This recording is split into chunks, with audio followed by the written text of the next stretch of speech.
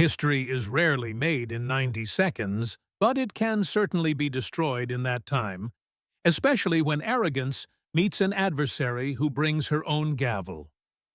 Steve Bannon's descent began not with a grand political shift, but with a smirk and a single patronizing word that would ignite a social media firestorm lasting for days.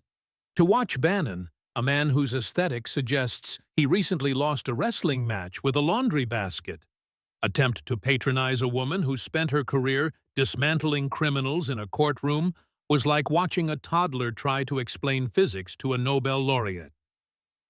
The CNN studio in Atlanta was a tinderbox.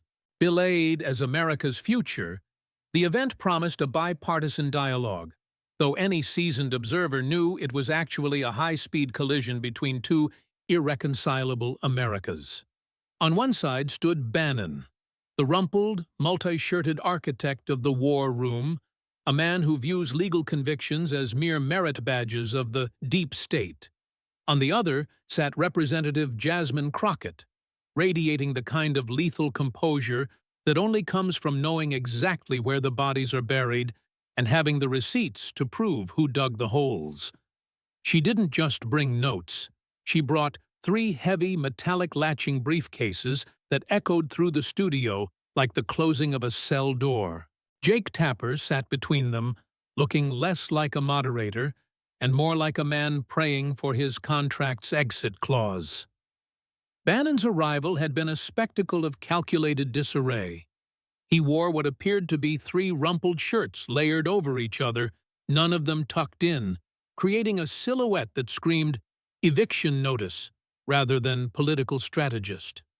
His face possessed that peculiar reddish quality that medical professionals call gin blossoms and everyone else calls a cry for help. He was in his element, a provocateur who believed that volume and insults could substitute for a valid legal defense. In contrast, Jasmine Crockett arrived with the terrifying precision of a surgeon. Her suit was crisp enough to cut paper, her hair perfectly styled, and those briefcases were set on the table with a satisfying thud that silenced the front row. She didn't look like she was there to debate. She looked like she was there to serve a warrant.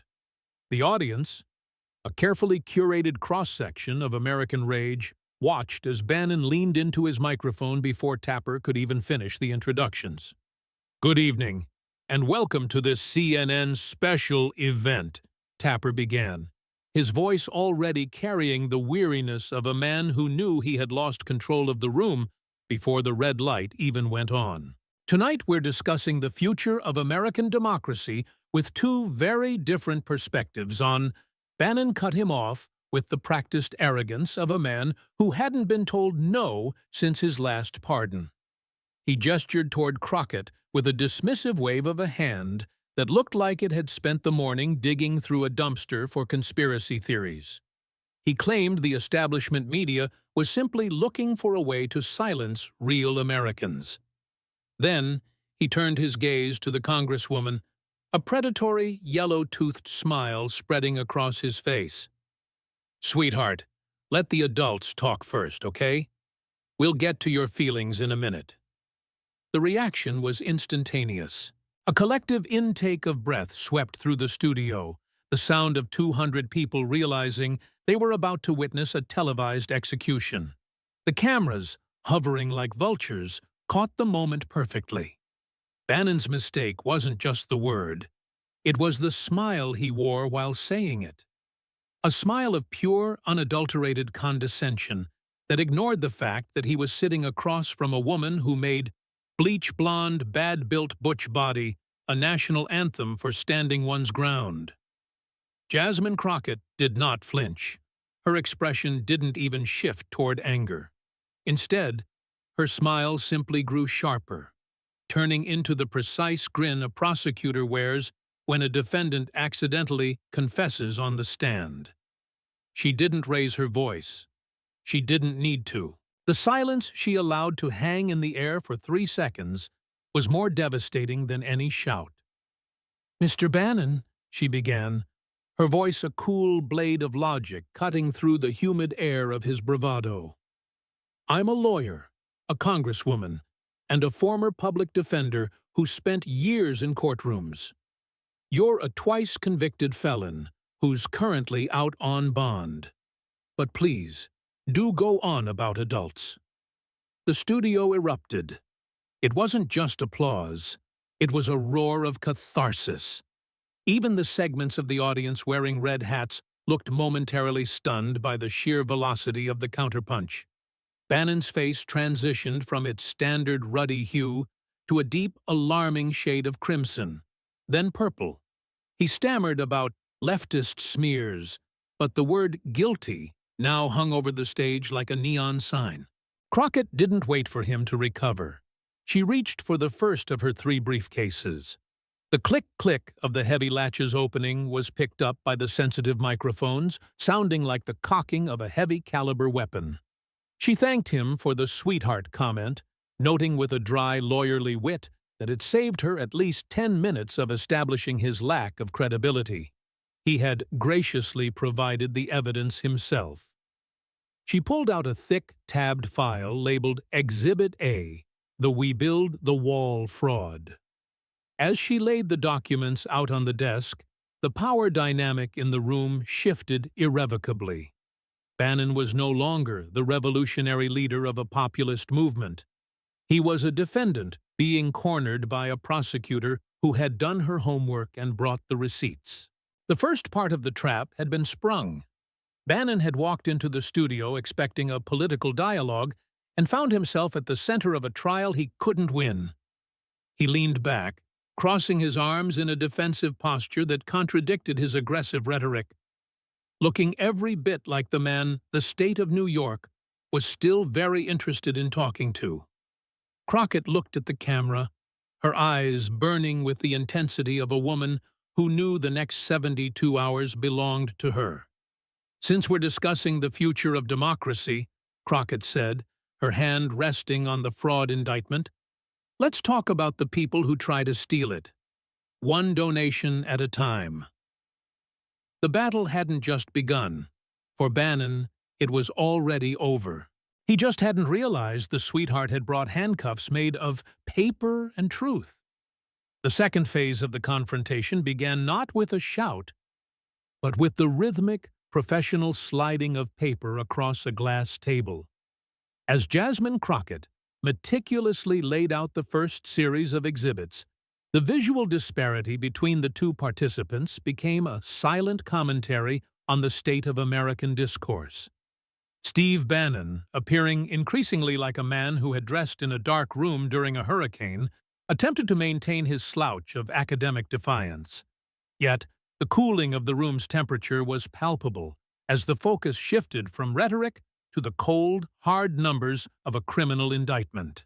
Jake Tapper leaned in, his eyes darting between the glossy folders and the sweating strategist. But the moderator had effectively been relegated to a spectator in his own studio. Crockett ignored the periphery and focused her gaze on Bannon with the terrifying stillness of a veteran prosecutor. She didn't start with an accusation. She started with a definition of betrayal. She began to dissect the We Build the Wall initiative, a project Bannon had heralded as the quintessential populist crusade, a grassroots wall to protect the forgotten man. The drama deepened as she produced a specific document, a digital printout of a private message from 2020. Her voice, steady and devoid of the theatrical tremolo Bannon favored, read the promises back to him. The campaign had explicitly assured its donors that 100% of their contributions would go toward the physical construction of the border wall. It had been a sacred pledge, not a single cent for overhead, no salaries for the organizers, and certainly no personal enrichment. Then came the receipts that would define the next 72 hours of news cycles. Crockett didn't just summarize the fraud. She conducted an autopsy on it. She unveiled a spreadsheet, a clinical record of human avarice. While Bannon had been occupying his war room, urging his listeners to skip meals or dip into their meager savings to fund the defense of the nation, he was secretly siphoning $20,000 a month into a private consulting entity he personally controlled. The math was devastating. $240,000 in a single year for consulting on a project he claimed was an altruistic labor of love. Bannon's face, which had been a map of arrogant smirks just minutes prior, began to resemble a decaying monument under the harsh studio lights. He attempted to deploy his standard shield, the deep state narrative, the partisan witch hunt, and the weaponization of the DOJ. But the words sounded hollow against the rustle of bank statements. Crockett leaned in, her voice dropping to a level that forced the entire room to hold its breath. She pointed out that it wasn't the deep state that purchased the luxury yacht Bannon had been lounging on when he was eventually arrested by postal inspectors. It wasn't a liberal conspiracy that financed the high-end hotels, the bespoke tailoring, or the Cadillac Escalade. It was the money of the very people he claimed to represent: the construction workers, the retirees, and the veterans who believed his lies.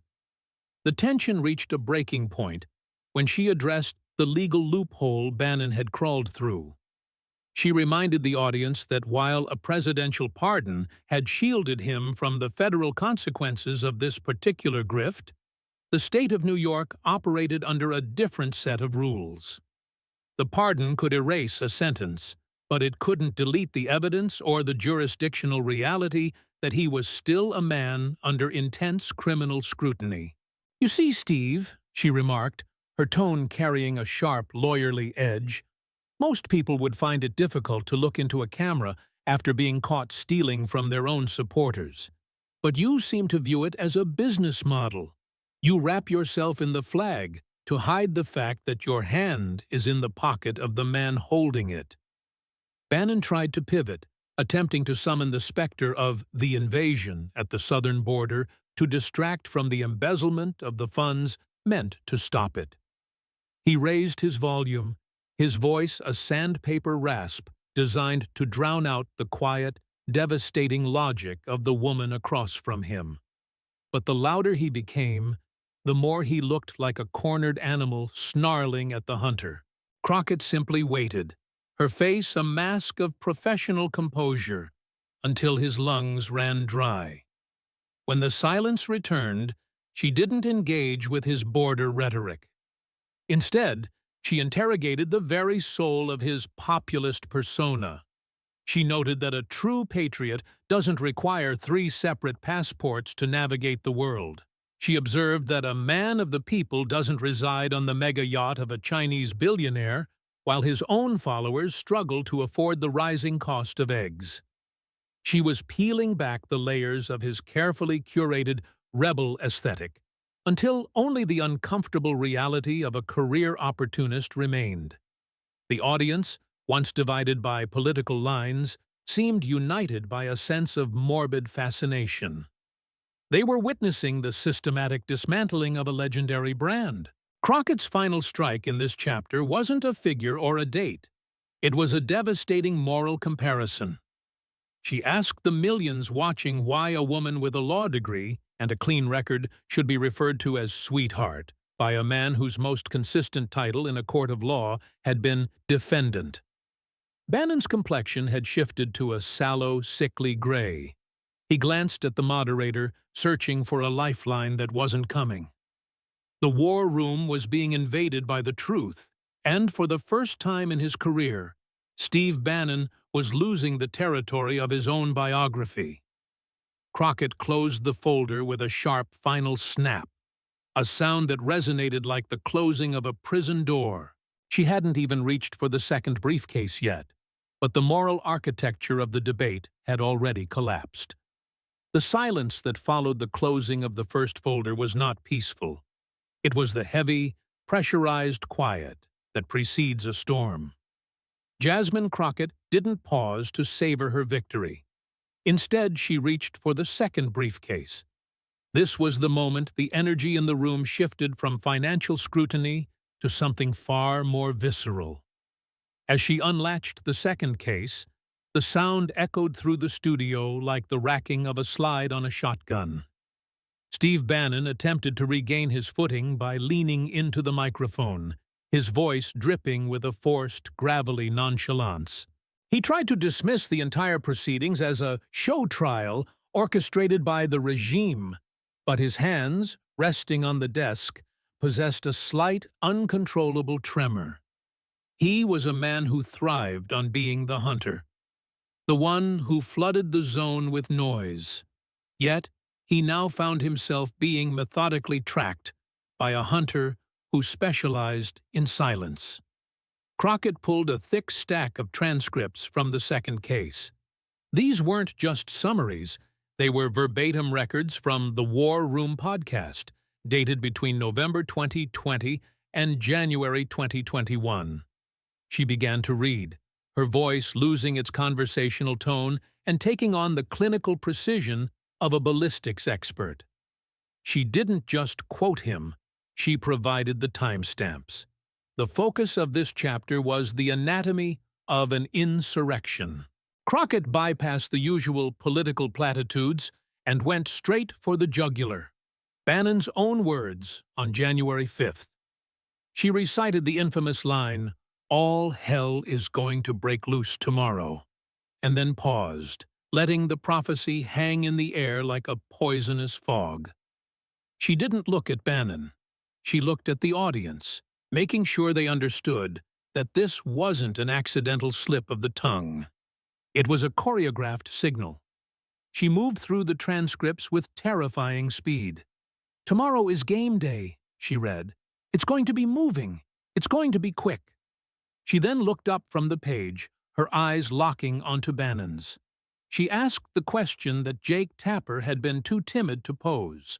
What exactly was supposed to be moving and quick?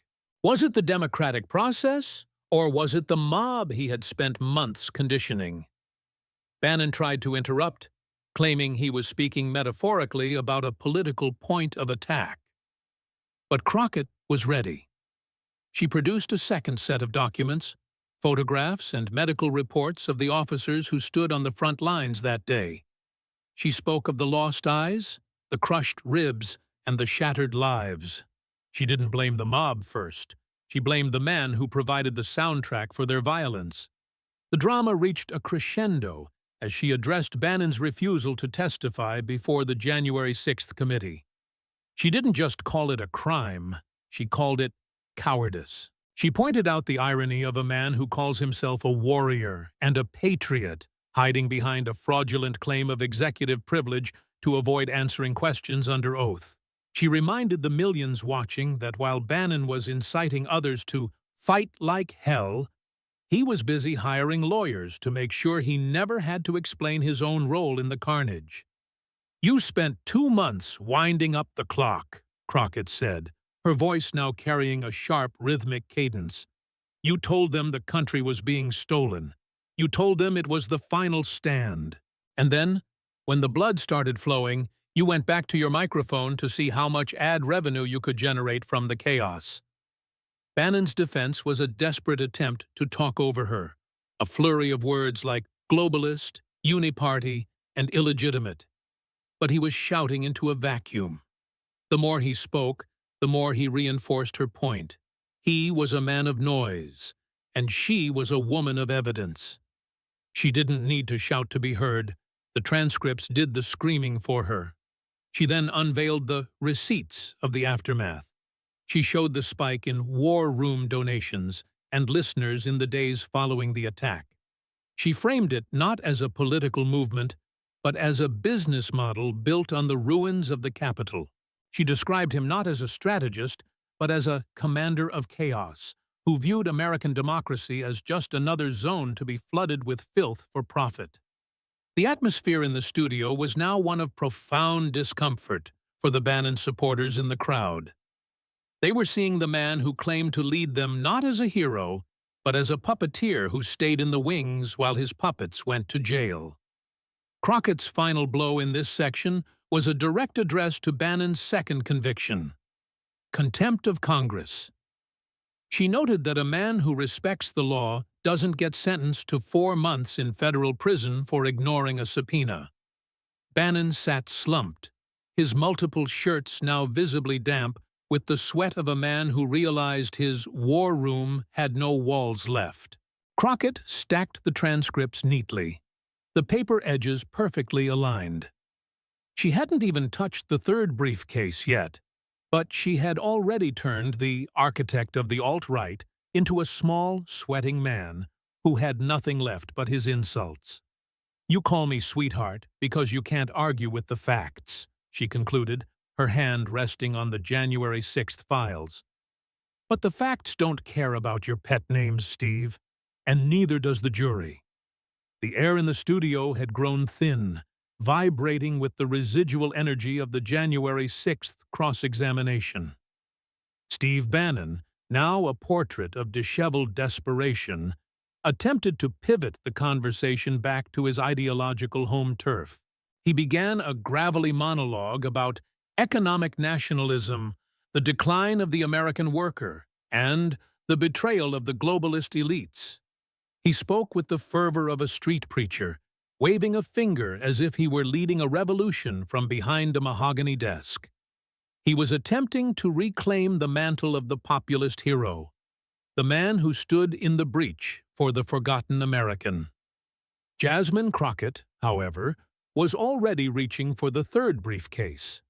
The drama escalated not through a change in her volume, but through the deliberate, rhythmic way she began to unpack the America First myth. As Bannon ranted about the economic rape of the middle class, Crockett pulled out a series of high-resolution photographs and financial disclosures. She didn't interrupt him immediately. She allowed him to build a towering edifice of populist rhetoric, only to pull the foundation out from under it with a single devastating question regarding his residency. She placed a photograph on the table that stopped Bannon's mid-sentence rant. It was a picture of the Lady May, a 150-foot super yacht valued at nearly $30 million. She didn't just show the boat. She provided the lease agreements and docking logs. She began to detail Bannon's life of extreme, shielded luxury, a life funded and facilitated not by the American workers he championed, but by a fugitive Chinese billionaire, Guo Wengui. The contrast was lethal. While Bannon was telling his podcast listeners that they were being dispossessed by foreign interests, he was living rent-free on a foreign billionaire's yacht, surrounded by marble baths and a professional crew. Crockett read from a manifest: the fine wines, the private security, the international travel that bypassed the very borders Bannon claimed were sacred.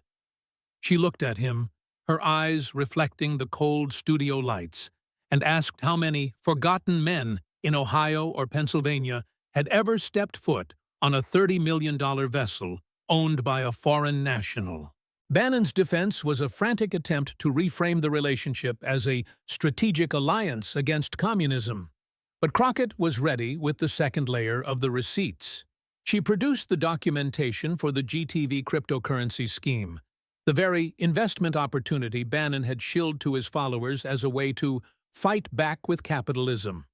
She laid out the casualty list: thousands of working-class Americans who had liquidated their 401ks and savings accounts because they trusted the man in the rumpled shirts.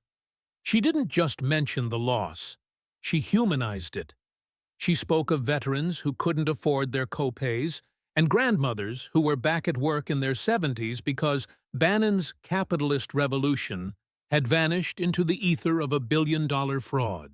She pointed out that while his followers lost their homes, Bannon's legal fees were being subsidized by the very man who orchestrated the scam. The hypocrisy was not merely a political talking point. It was a systemic exposure. Crockett moved from the yacht to Bannon's own educational and professional pedigree. She listed the titles: Harvard Business School graduate, Goldman Sachs vice president, Hollywood producer, White House chief strategist. She dismantled the outsider persona piece by piece, revealing a man who had been a member of every elite institution he now claimed to despise. "You aren't the man at the gate, Steve," she said, her voice dropping to a terrifyingly calm whisper. "You're the man who was kicked out of the club and decided to burn the building down just so you could charge people for the matches. You don't hate the elites. You're just mad that they won't let you sit at the head of the table anymore." Bannon's face had reached a state of physical distress that made Tapper look visibly concerned for the broadcast's liability insurance. The strategist's signature war room bravado had been replaced by a frantic, sweating silence. He looked at the third briefcase as if it contained his own death warrant. Crockett wasn't just debating him. She was performing an exorcism of his populist ghost. She concluded this section by addressing his economic nationalism as nothing more than economic narcissism. She noted that a nationalist pays his taxes, respects his country's institutions, and doesn't take refuge on the pleasure craft of foreign fugitives when the law comes knocking. She gathered the yacht photos and the crypto ledgers, stacking them into a neat pile that looked like a tombstone for his credibility. "You call this nationalism," Crockett said, glancing at the camera with a sharp, final smile. "But in Texas, we have a different word for a man who lives on a billionaire's yacht while his neighbors lose their life savings. We call him a parasite." As she reached for the handle of the fourth briefcase, the audience and the world realized that the sweetheart who had walked onto the stage was actually the only adult in the room who had come prepared to do the heavy lifting of the truth. The atmosphere in the CNN studio had shifted from a political debate to something resembling a high-stakes deposition. Steve Bannon's physical composure was unraveling. He sat slumped, his multiple collars damp with perspiration, looking like a man who had finally run out of shadows to hide in. Jasmine Crockett, however, remained a portrait of clinical focus. She reached for the fourth briefcase with a fluid, practiced motion that signaled the transition from his public hypocrisy to his private corruption. The drama reached a chilling new peak as she unlatched the case and produced a thick stack of corporate filings and tax liens. She didn't begin with a lecture. She began with a list of names that sounded more like a roll call for a criminal enterprise than a political movement. She detailed a labyrinthine network of nonprofits and shell companies, Citizens for the American Republic, the Government Accountability Institute, and others with patriotic titles designed to act as vacuum cleaners for populist rage and donor cash. Crockett leaned forward, her voice taking on the sharp, rhythmic cadence of a prosecutor closing in on a white-collar criminal.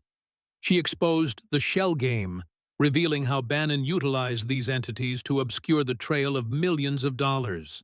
She pointed out the lack of public donor lists, the absence of independent audits, and the suspicious overlap between his personal expenses and the operational costs of his war for the soul of America. "You tell your followers that the system is rigged against them, Steve," she said, her eyes fixed on him like a laser. "But while they're struggling to make rent, you're rigging a system of your own. You've turned patriotism into a tax-exempt piggy bank." Then came the receipts that silenced the room. She produced a series of tax liens from 3 different states, New York, Florida, and Virginia, totaling over $350,000 in unpaid taxes. She questioned how a man who claims to be a nationalist and a patriot could justify withholding funds from the very nation he supposedly loves. She framed his tax evasion not just as a legal failure, but as a fundamental betrayal of the social contract he preached on his podcast every morning. The revelation of his arrest record provided the most staggering moment of the evening. Crockett pulled out the federal marshal's report from his 2020 arrest aboard the Lady May. She didn't just mention the arrest. She highlighted a detail that many had forgotten. When the authorities boarded the yacht, they found Bannon in possession of 3 different passports. 3 passports, Steve, she repeated, the number hanging in the air like an indictment. A man of the people doesn't need 3 passports. A patriot doesn't need 3 passports. A man who is ready to flee the country because he knows the walls are closing in. That is the only person who needs 3 passports. Bannon attempted to sputter a defense, claiming the passports were for international consulting and anti-communist outreach. But Crockett swept the excuse aside with a flick of her wrist. She reminded the audience that a federal judge had deemed him a significant flight risk, setting his bail at a staggering $5 million, a sum he had paid in cash. She looked at the camera and asked the viewers where a disheveled man of the people gets $5 million in cash on short notice. She dismantled the political persecution narrative by focusing on the sheer mechanics of his financial life. She spoke of the international wire transfers, the offshore accounts, and the luxury hotels that were billed to non-profit credit cards. She was no longer just arguing policy, she was mapping a grift. She described him as a sovereign citizen of his own ego, a man who believed that laws were things that happened to other people, the suckers and losers who sent him their hard-earned money. Bannon's face had moved past purple into a sallow, sickly gray. He looked at Tapper, then at the exits, his eyes darting like a trapped bird. The war room commander was being outflanked by a freshman congresswoman who had turned a CNN special into a public sentencing. Crockett closed the 4th briefcase with a hollow thud. She hadn't even reached the halfway point of her evidence. Yet, the architect of the alt-right was already a ghost of his former self. She looked at him, her smile gone, replaced by a look of profound professional disdain. "You aren't a victim of the deep state, Steve," she concluded, her voice a cold steel blade. "You're just a con man who got caught on a yacht with more passports than principles." As she reached for the 5th briefcase, the tension in the room was so thick it felt like it could be carved with a knife. The world was watching a myth be dismantled, one receipt at a time. The atmosphere in the studio had transcended the bounds of political theater, entering the realm of a moral reckoning. Steve Bannon sat motionless, his usual arsenal of interruptions replaced by a heavy, defeated silence. Jasmine Crockett, however, showed no signs of fatigue. As she reached for the 5th briefcase, her movements were slower, almost solemn. This was the moment she shifted from the mechanics of the crime to the reality of the victims. The drama reached its emotional breaking point as she unlatched the case and produced a series of photographs and sworn affidavits. These weren't corporate filings or tax liens. These were faces. She didn't look at the data on the page. She looked directly into the camera, addressing the audience as if Bannon were no longer even in the room. She began to read the names, the forgotten people whom Bannon claimed to champion but had ultimately commodified. She told the story of Margaret, a 72-year-old retired schoolteacher from Ohio. Margaret had listened to the war room every morning, believing Bannon was the only one telling the truth about the globalist threat. When Bannon began shilling the GTV cryptocurrency as a patriotic duty, Margaret had liquidated her entire $47,000 retirement fund. Crockett held up a photo of the modest house Margaret was now forced to sell because the capitalist revolution had vanished into a Chinese billionaire's offshore accounts. The silence in the room was absolute as Crockett moved to the next file. She spoke of Robert, a disabled veteran from Florida who had sent $32,000, money intended for his long-term medical care, to the We Build the Wall campaign after Bannon promised not a penny would go to overhead. She detailed the internal emails Crockett's staff had retrieved, showing Bannon and his associates joking about the easy marks who were funding their lifestyle. "You call them your posse, Steve," Crockett said, her voice dropping to a register of pure, concentrated fury. "You call them patriots on the air, but behind closed doors, you treated them like an ATM. You didn't just steal their money, you stole their hope. You took their belief in this country and sold it back to them in the form of a scam." Bannon tried to summon a response, his mouth opening and closing like a landed fish, but the words wouldn't come.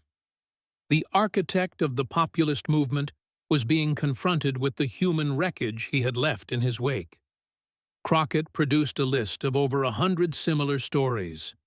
Families who couldn't afford tuition, seniors who had returned to the workforce, and veterans who felt betrayed by the very man they thought was their general. She dismantled the victimless crime narrative by highlighting the specific predatory nature of the GTV scheme. She showed how Bannon used the fear of communism to manipulate his followers into a fraudulent enterprise run by a man who was himself a fugitive from justice. She pointed out that while Margaret from Ohio was figuring out which medications she could afford to skip, Bannon was sipping wine on the Lady May.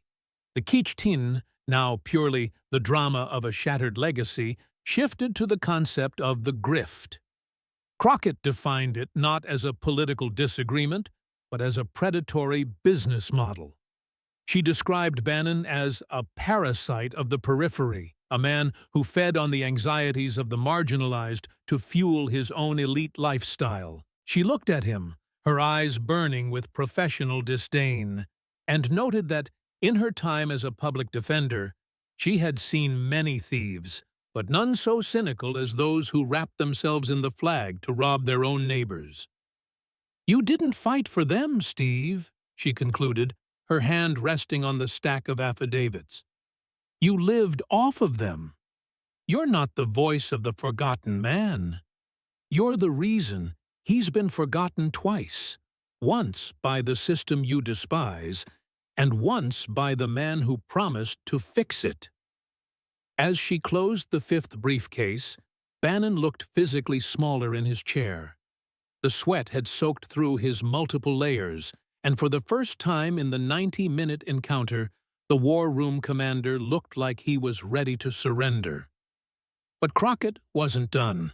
She reached for the sixth briefcase, and the audience knew the final blow was imminent.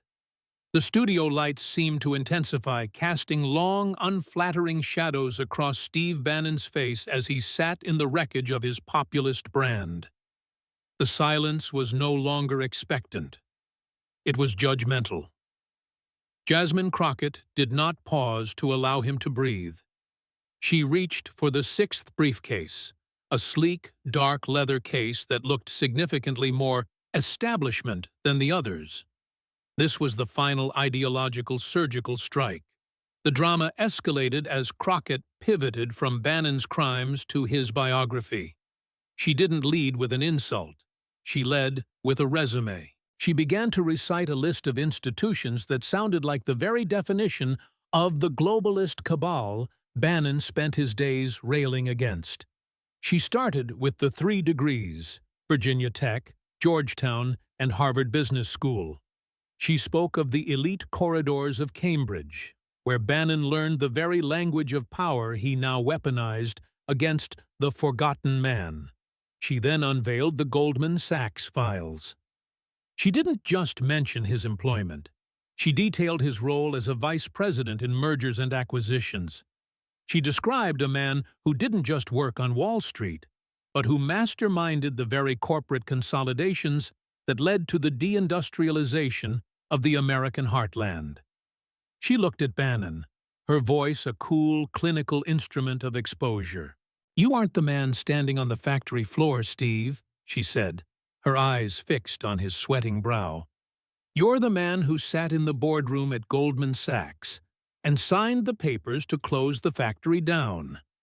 You didn't just join the elite, you were the architect of their most predatory maneuvers." The receipts continued to pile up as she moved into his Hollywood years. She produced production credits and investment records from his time as a media mogul in Los Angeles. She spoke of his luxury lifestyle in the hills, his proximity to the cultural gatekeepers he now claimed were the enemy of the people. She framed his entire disheveled aesthetic. The 3 shirts, the unkempt hair, the rugged persona, as a carefully curated costume, a piece of performance art designed to trick the working class into believing he was one of them. Crockett then addressed the ultimate irony, his time in the West Wing. She pointed out that for all his talk of draining the swamp, Bannon had occupied the highest office in the land. She described him as the ultimate insider, a man who had been given the keys to the kingdom and used them to further his own brand of chaos. She noted that he wasn't an outsider throwing stones. He was a disgruntled member of the club who had been kicked out and was now throwing a tantrum for profit. "You call me sweetheart because you want to pretend I'm the amateur," Crockett remarked, leaning back and letting the resume sit on the table like an indictment. "But I'm the one who stayed in the community. I'm the one who worked for the people who actually have nothing. You've been a member of the Ivy League, Wall Street, and the White House. You are the very swamp you claim to be draining." Bannon's face had reached a state of deep, bruised exhaustion. He tried to claim that his awakening was genuine, that he was using his knowledge of the system to destroy it from within. But Crockett was already shaking her head. She pointed out that a man trying to destroy a system doesn't hide his money in the Cayman Islands or take refuge on the yacht of a Chinese billionaire. She concluded this section by highlighting the elite grift. She described his strategy as projection, accusing others of the very elitism he practiced daily. She noted that while he preached nationalism, he lived a life of globalist luxury. She gathered the Harvard and Goldman Sachs documents, stacking them neatly. The commander of the war room was now revealed to be just another vice president of the establishment, who had found a more lucrative way to lie. As she reached for the seventh and final briefcase, the audience and the millions watching realized the trap was complete. The sweetheart had not just prosecuted a criminal, she had unmasked a fraud. The final hour of the CNN special didn't just conclude a debate. It closed a chapter of American political mythology. Steve Bannon sat as a ghost of his former self, his war room bravado extinguished under the cold, clinical light of the evidence. Jasmine Crockett reached for the seventh briefcase, her movements no longer hurried.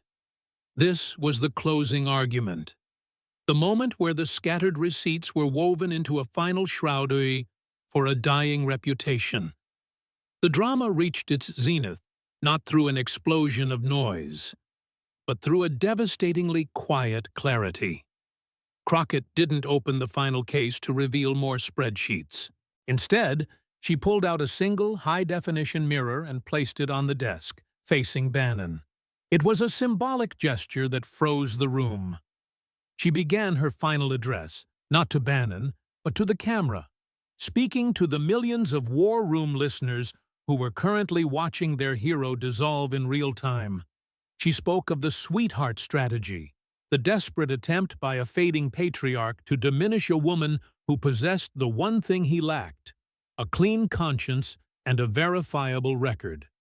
She dismantled the very concept of his revolution, framing it as a circular scam where the poor funded the rich, the angry funded the comfortable, and the forgotten man was used as a human shield for a twice-convicted felon. "You aren't a patriot, Steve," she said, her voice a calm, low-frequency hum that seemed to vibrate through the studio floor. "A patriot doesn't incite a mob to attack the heart of his own democracy and then refuse to answer for it under oath. A patriot doesn't flee a fraud charge on a billionaire's pleasure craft with 3 passports in his pocket. A patriot doesn't look at a woman with a law degree and call her sweetheart because he's too terrified to answer for his own crimes." Crockett then delivered the final blow, the convergence of consequence. She detailed how the war room had become a waiting room for prison, a place where the air was thick with the scent of impending indictments and desperate lies. She noted that while Bannon was calling for a nationalist uprising, he was actually the most successful globalist in the room, having successfully globalized his own fraud from the shores of New York to the decks of foreign yachts. The studio erupted in a roar of catharsis as Crockett stood up. She didn't wait for a closing statement from Bannon. She knew there was nothing left for him to say that wouldn't be a lie. She gathered her 7 briefcases, the metallic clicks echoing like the ticking of a clock that had finally run out. She looked at Jake Tapper, who sat in stunned silence, and then back at the man who had tried to patronize her 90 minutes earlier. "The prosecution rests, Steve," she said, her eyes flashing with a final sharp brilliance. "But the IRS, the state of New York, and the American people are just getting started with their cross-examination. I hope your 3 passports are still valid, because you're going to need a lot more than a nickname to get out of this one." Bannon's reaction was his final mistake. He didn't offer a rebuttal. He didn't stand his ground. He stood up, his chair scraping harshly against the floor, and walked off the set before the cameras could even cut to a commercial. He fled the studio like a man fleeing a crime scene, his multiple shirts soaked with the sweat of a definitive defeat. The footage of his retreat, rumpled, gray-faced, and utterly silent, went viral within seconds, becoming the digital epitaph of his political career. In the 72 hours that followed, the Sweetheart debate became the most watched political event in cable news history. The hashtag Prosecutor Crockett trended in 22 countries. Bannon's donors vanished overnight. His podcast sponsors evaporated, and even the most ardent MAGA loyalists remained uncharacteristically silent. The war room had been breached, not by a mob, but by the truth. Jasmine Crockett walked out of the Atlanta studio into a different world. She hadn't just won a debate. She had conducted a public trial and secured a conviction in the only court that Bannon couldn't rig. As she reached her car, a reporter asked her if she had anything else to say to the man who called her sweetheart. She paused, adjusted her suit, and smiled at the camera. "I think the receipts spoke for themselves," she said. "And as it turns out, the truth is the only adult that ever needs to be in the room." The sweetheart strategy had failed. The commander of chaos was now just a man in 3 shirts, looking for a place to hide. And the woman he tried to dismiss was now the voice of a generation that had finally learned how to bring the receipts.